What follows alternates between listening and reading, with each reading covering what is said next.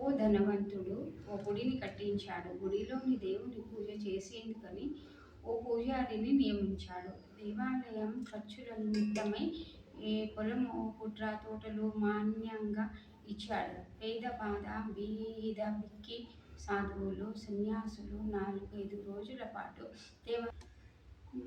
పొలము, పుట్ర, తోటలు మాన్యంగా ఇచ్చాడు. పేద సాదా బీద బిక్కి సాధువులు, సన్యాసులు 4-5 రోజుల పాటు దేవాలయంలో ఉండి భగవంతుని ప్రసాదం స్వీకరించి తృప్తి పడేలా ఏర్పాట్లు చేశాడు. దేవాలయం ఆస్తిపాస్తుల్ని భద్రంగా కాపాడుతూ దేవాలయ వ్యవహారాలను చక్కదిద్దుకునే ఓ మంచి మనిషి కోసం ఎదురు చూడసాగాడు.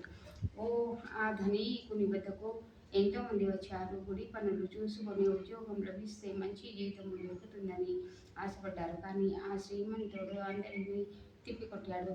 నాకొక మంచి మనిషి కావాలి, అతన్ని నేనే ఎన్నుకుంటాను అని అందరితో చెప్పేవాడు. చాలామంది ఆ ధనికుడిని మనసులోనే తిట్టుకోశారు.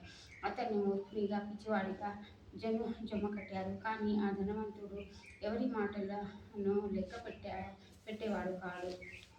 గుడి తలుపులు తెరవగానే ప్రజలు దేవుని దర్శించేందుకని వచ్చేవారు. అప్పుడు ఆ ధనవంతుడు మేడ మీద నుంచి గుడికి వచ్చిపోయే వారిని జాగ్రత్తగా గమనిస్తూ ఉండేవాడు. ఓ రోజు ఆ మనిషి దేవుణ్ణి దర్శించాలని వచ్చాడు.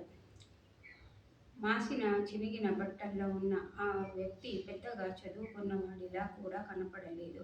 అతను భగవంతుని దర్శించి వెళ్ళిపోయేటప్పుడు ఆ ధనికుడు అతన్ని తన వద్దకు రమ్మని సైగ చేశాడు. మీరు ఈ దేవాలయ వ్యవహారాలను నిర్వహించే పని చేపడతారా అని అడిగాడు.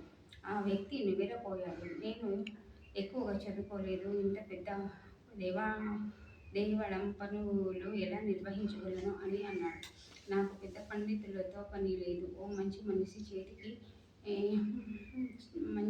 చేతికి ఈ గుడి పనులు చూసే బాధ్యతను అప్పగించదలిచాను అని ధనికుడు ఆ వ్యక్తితో అన్నాడు. అప్పుడు ఆ మనిషి అన్నాడు, కదా, ఇంతమందిలో మీరు నన్నే మంచి మనిషిగా ఎలా భావించారు? మీరు మంచి మనిషని నాకు తెలుసు. గుడికి వచ్చే దారిలో ఓ ఇటుక బిడ్డ పాతుకుపోయి ఉంది. దానమున బయటికి కనబడుతూ ఉంది. ఆ ఇటుక బిడ్డ మొన్న ఆ దారి గుండా వచ్చిపోయే వాళ్ళ కాలికి తగులుతూ ఉండడం, వాళ్ళు ముందుకు తూలడము, కింద పడి లేచి దుమ్ము దులుపుకొని పోవడము నేను చాలా రోజుల నుంచి చూస్తూనే ఉన్నాను. ఆ ఇటుక బిడ్డ మొన్న మీ కాలికి తగలలేదు. అయినా మీరు దాన్ని గమనించి తొలగించి వేసి ప్రయత్నం చేశారు. మీరు ఓ కూలివానితో గణపం తెప్పించి ఆ ఇటుక పిల్లను పెలికించి నేలను చదును చేశారు అని ధనవంతుడు ఆ వ్యక్తితో అన్నాడు. అప్పుడా వ్యక్తి అలా అన్నాడు, అదేమంత పెద్ద పని కాదు. దారికి అడ్డమయ్యే రాళ్ళు, రప్పలు, ముళ్ళు గిళ్ళు, ఇటుకలు కనపడితే వాటిని తొలగించడం ప్రతి మనిషి కర్తవ్యం. తన కర్తవ్యాన్ని తెలుసుకొని నడుచుకునే మనుష్యులే మంచివాళ్ళు అని ధనికుడు అన్నాడు. ఆ వ్యక్తికి దేవాలయ వ్యవహారాలు నిర్వహించే ఉద్యోగం దొరికింది.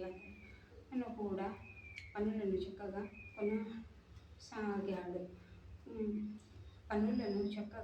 చూసుకోసాగాడు. నీతి, మంచివాడికి మంచి జరుగుతుంది. జై గురు.